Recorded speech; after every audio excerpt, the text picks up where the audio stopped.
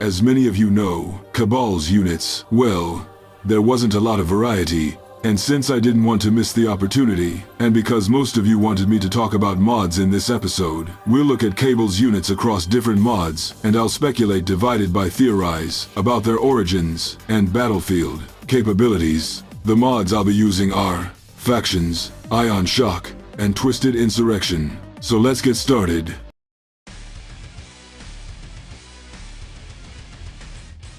Let's begin with the basic infantry. The only ones they really have are the cyborgs. That's it. For those who don't know, they are humans, volunteers or not, who were altered with Tiberium and fitted with cybernetic parts. They lack will, they are strong, and they come with a variety of weapons, although in the game they are only shown with a Gatling. They also regenerate using Tiberium. After merging with Tacito, CABAL began designing and deploying a wide variety of bipedal units on the battlefield to achieve its goals. Start with the Hydra hoverbike. After acquiring the blueprints for GDI's air skimmers, CABAL was able to miniaturize and adapt them into a scouting vehicle.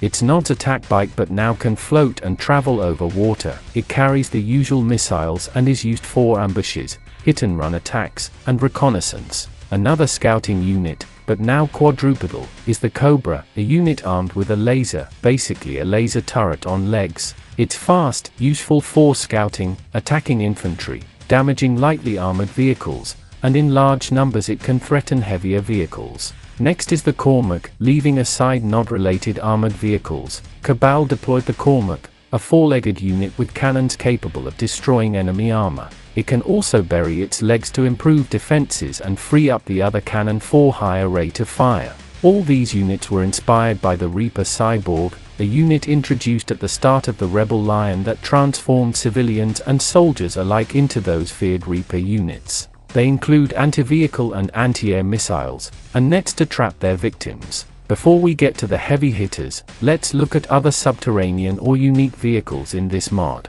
The Subterranean Harvester is a unique variant designed by CABAL to gather ore. Due to constant attacks on harvesters, the AI designed a harvester capable of moving below the surface to where Tiberium was, collect it, and return the same way. This kept it safe from surprise attacks or sabotage attempts, although it could be detected by enemy sensors and became vulnerable when surfacing to harvest. Still, it was very useful. Another underground vehicle is the Tremor Missile, a vehicle that carries a single-shot Tiberium missile. Yes, a single shot. It's effective against buildings and infantry because it releases toxic Tiberium clouds that corrode everything, but it's almost useless against vehicles. A modified vehicle is the Devil's Pike, a variant of the Devil's Tongue that replaces flamethrowers with a dual Tiberium missile turret. It's effective versus vehicles, infantry, and structures, but being a light subterranean vehicle it's easy to destroy and retains the usual weaknesses of underground vehicles. Honorary mention, or rather, unchanged, the Underground Transport APC, the name says it all, a mobile repair vehicle and mobile sensor. I forgot one, the Mobile SAM, an anti-air vehicle that's very effective against aircraft. It can move and then deploy into firing position. Now for the Titans. Start with the Gorgon, the second largest bipedal unit and one of CABAL's most heavily armed units. With its two rotating cannons it can destroy vehicles, infantry, and structures. The cannon mounted on its head fires an EMP capable of temporarily disabling any vehicle, giving the Gorgon time to destroy it or make an escape. It reminds me of Warhound Titans from 40K or Ed 209 from Robocop. And finally, the most powerful, virtually indestructible and armed to annihilate anything, the Central Defender, the largest robot of them all. I've told its backstory already, so now onto aircraft. The only aircraft, and the upgraded one, is the Scrin Swarm, an improved version of the Banshee. Thanks to Tacito's knowledge, the Banshee blueprints, and tech recovered from the unknown ship, the Scrin Swarm is the best thing CABAL has ever created. Time later, CABAL's main objective still hadn't been achieved and both sides, though still enemies, remained difficult to eliminate, so CABAL had to upgrade all its forces. The results were very interesting. Because of the limited variety in its infantry ranks and the fact that the enemy kept improving their troops, CABAL redesigned and adapted its cyborgs to fill different battlefield roles in an effort to outmatch and end the war. We start with the Spider Scout, better known as the Spider Drone. Seeking a cheaper, simpler way to wipe out infantry without spending resources on more cyborgs, CABAL dug up old Soviet blueprints for a prototype called the Terror Drone. Lacking full specs, they used those plans to build the Spider Drone for scouting. Its weapons are very effective against infantry at close range, but on its own it can't take on vehicles. Cyborgs became CABAL standard infantry and are used mostly as cannon fodder. Don't be mistaken, they are still the same cyborgs with standard loadouts and can eliminate infantry and, in mass, threaten heavy armor. As time passed, CABAL noticed the pool of humans available for conversion was shrinking. In a cold, calculated move they designed the perfect cyborg for immobilizing victims, the Cryo Cyborg. As the name implies, this unit carries a cryogenic weapon, a cryo cannon that fires a high-velocity projectile which instantly freezes any infantry for retrieval and processing. If retrieval fails, the body shatters and becomes useless. Many think it wouldn't work against vehicles, but it can immobilize them and, with enough hits, rupture an engine. The driver might escape only to be frozen afterward. When a Cryo Cyborg dies, it releases a small nitrogen cloud that can freeze anyone nearby. Using intelligence from the Cyborg command, CABAL upgraded the standard model into the Cyborg Destructor. Slightly tougher than the basic Cyborg, it stands out for its weapon, a small Tiberian cannon that's far more effective against vehicles and infantry. Its rounds can trigger explosive reactions in Tiberium deposits and release toxic Tiberium gases on impact. The Cyborg command itself didn't change much. From lessons learned during the Rebel Line, CABAL improved or retired units it deemed useless and created several new ones. The first is the EMP drone, built on the hoverbike chassis and outfitted with an electrical weapon to disable vehicles so specialized units can finish them. It's useless against infantry, doesn't directly damage vehicles, and its armor is practically negligible. A modified light vehicle is the Cryo Buggy, the same buggy but with the turret replaced by a nitrogen gas projector. Very effective against infantry, useless against vehicles and structures. When destroyed it releases the gas, freezing everything around it regardless of friend or foe. Another modified vehicle is the T-800 Annihilator, a simplified version of the TIC tank. Here it's just a light tank without the ability to burrow and become a turret. Do they have anti-air? Yes, the Seeker drone, a vehicle designed solely to counter aircraft. With twin Gatlings it's ideal for clearing the skies. When siege is needed there's the Colossus, a bulky quadruped, slow but heavily armed with two medium cannons that rip through enemy positions, shred infantry, and damage vehicles. However, when it plants itself to arm its cannons it becomes vulnerable to fast attacks. Also, the farther the target, the less accurate the second shot becomes. We can't forget the Reaper Cyborg, which remains largely the same, though its missiles were replaced with Tiberium cannons like those on the Cyborg Destructor. It still carries nets to trap victims but can no longer bring down aircraft. The Sentinel, yes, is essentially the Cormac fitted with cryogenic weaponry. It sacrificed the ability to burrow and now uses only a single cannon. Now we get to the most terrifying units, the very reason cryo weapons were implemented. The Nanoswarm host may look strange, but its function is horrific. Beyond nets for catching infantry, its nanobots are the real threat. When deployed near enemy troops, those soldiers are converted into standard cyborgs. Tired of capturing and shipping prisoners to factories, CABAL put legs on the host and sent it straight into battle. The only reliable counters are armored vehicles, but they must act quickly before the host turns everyone into cyborg reinforcements. Other notable units include the Prime Walker, which resembles Nod's early avatars or purifiers, essentially the same walker but with the flamethrower swapped for a short-range cryo weapon, and we all know the consequences if it's destroyed. Finally, the Cormac Walker. Knowing the central defender exists to guard its core, CABAL designed this battlefield walker similar to the Redeemer, but with two upper turrets equipped with the same cryo capability as Cryo Cyborgs. While not as powerful or durable as the central defender, it's very useful for finishing engagements. Turning to aircraft, in military aviation, CABAL didn't pour as many resources in this branch. Most research went to the other 3 branches, and if you want, we can cover the naval branch another time. We begin with the Chimera, the Harper's successor. It fills the same role and carries similar armament. Its use hasn't changed much. The Stalker is a precision bomber, effective against lightly armored targets. It's fast but lightly armored. And finally the Black Sheep, the Wraith, the Banshee's successor. At this point it's puzzling. It went from a highly effective bomber to an aircraft whose weapons now only immobilize vehicles. Though fast, it's ineffective against structures, a real shame. In an alternate timeline where the Brotherhood of Nod won the First Tiberian War, the GDI was dissolved and the world left vulnerable. Nod expanded and nearly dominated the planet, until the Sarajevo incident, when a Tiberian blast destroyed the temple and the Prophet vanished. By the Second Tiberian War the world was in chaos, the Brotherhood was fractured and the GDI was slowly trying to regain control. Here we'll focus on the Legion of Genesis, a faction made mostly of cyborgs and mechanical units. Important note, the Black Hand Temple in Egypt was not destroyed.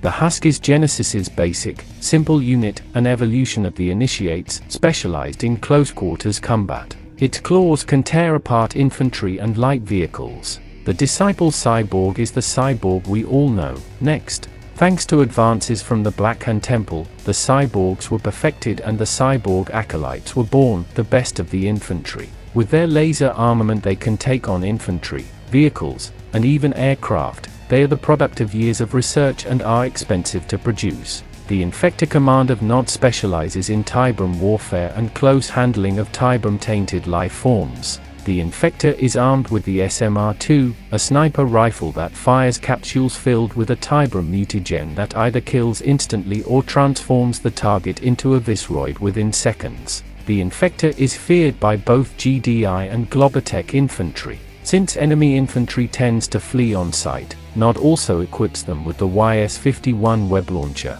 a grenade launcher that fires a proximity-fused grenade which bursts over the target and releases a sticky web to immobilize them for easy elimination. The Infector program derives from Project Regenesis. Candidates are chosen from condemned Nod soldiers awaiting execution and offered a choice, death or the program. Those who accept do not realize that, when the process is complete, their original identity is essentially dead. After selection they undergo intense mental conditioning and reprogramming to erase their former personalities. They are subjected to Tiberium-based chemical and genetic alterations plus cybernetic upgrades. Survivors gain improved sight, hearing, strength, and reflexes, and can heal when in contact with Tiberium. Unlike the random mutations of the Renegades, the Infector is stable and does not suffer the side effects of Tiberium poisoning. After physical adaptation they receive rigorous training and are issued their combat gear, the Infector battle armor, the SMR-2 sniper rifle, and the YS-51 web launcher. Once complete, they become among the Brotherhood's most effective and feared weapons, though many within Nod regard the candidates as unworthy of the gift they've been given. Even with cyborg advances, vehicles remain indispensable for cyber units. First, with the old DPV becoming obsolete, the Inner Circle launched a replacement program. 2 fully robotic candidates stood out, the Cobra, a quadruped walker with promising locomotion, and the more conventional Viper on quad-style wheels. The Cobra used an integrated fixed laser powered by condensers similar to those in the light obelisk, but its targeting system was poor and maintenance costs were high. The Viper, though less flashy, proved more reliable. It mounted 2 smaller laser units on either side of a turret for full 360 degrees tracking and easier weapon replacement. The Viper won the contract. As with all autonomous vehicles, their delicate AI systems require fully equipped workshops for repairs. The fascination with Scorpion shows in their vehicles. These light all-terrain tanks are fast, cheap, and ideal for lightning raids. Early models had a secondary anti-air gun that was later removed. Modifications added a smaller autoloader for the main gun and space for 2 cramped passengers. The Blade drone results from cybernetic progress and Nod brutality. Armed with multiple high-speed spinning blades, it shreds infantry and damages light armor. Its anti-gravity propulsion lets it traverse any terrain, including rivers and lakes. Heavily armored variants can self-destruct to maximize damage. Like other advanced autonomous platforms, they require a properly equipped workshop for repairs. Armed with twin ballistic missile launchers, prototype Reaper cyborgs have nearly skeletal skulls and 4 all-terrain limbs, giving them a menacing arachnid silhouette. The design prioritized stability, turning them into reliable mobile missile platforms against ground and air armor. Early prototypes had net launchers to immobilize infantry. That feature vanished in production but was later adopted by the Infector program. Physically tough but slow, Reaper cyborgs are vulnerable to anti-armor weapons like disc grenades, and their mechanical systems suffer under EMPs and ion storms. The subterranean APC remains the same: transport and repair duty. Artillery remains a major part of the Brotherhood's arsenal. The Tremor artillery was built to travel underground using advanced drilling equipment, granting it protection and stealth. On deployment, armored skirts drop to shield the rear wheels while the 155mm gun telescopes into firing position. Due to its size, Tremor is slow on the surface and vulnerable to aircraft and close-range infantry, so it should never be left unescorted. The Redeemer is an automated combat walker born from cybernetic robotics. When not in static defense mode, it wields a 100mm cannon capable of eliminating armored units and heavy infantry. Its unique ability is to deploy into a stationary defensive position, unveiling an advanced laser turret and automated repair systems. Versatile but costly, Redeemer drones are reserved for trusted, experienced nod commanders and commonly protect cybernetic facilities as unyielding sentinels. Designed to protect bases at high speed, the web spiders, spider drones, fire deadly energy beams that make terrain impassable for infantry and vehicles. In addition to mobility, they can burrow to reach positions faster. For proper operation, it's recommended to deploy at least 2 web spiders in parallel. Finally, the demolition drone is used as a last resort, unmanned robots carrying a compact but powerful explosive charge in the rear, which can be detonated manually or triggered on impact. Their payload is lethal to armor and infantry, and can even destroy friendly units if used recklessly. Although not as tough or fast as the Hornet, the UAV Mosquito is an inexpensive, agile unmanned aerial vehicle ideal for clearing infantry and lightly armored units. It mounts a Tiberian cannon, TIV-R3N, capable of spitting Tiberium-coated bursts. The Mosquito carries enough ammo for long sorties without frequent rearming. The Wraith Bomber is a large TOL aircraft designed to devastate the battlefield. Built to withstand heavy punishment and dish out high damage to all armor types, it's slower than its sibling the Banshee Interceptor and carries limited ammunition, but the sheer power of its plasma bombs makes up for these shortcomings.